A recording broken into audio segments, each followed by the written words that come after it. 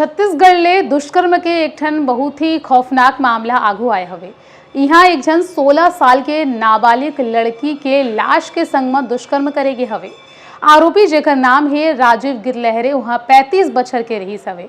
जब लड़की है अपन घर में अकेले रहीस हवे, ओकर मम्मी पापा मन खेत काम करे बर गे रहीस हवे, ओकर छोटे भाई है स्कूल गे रहीस हवे।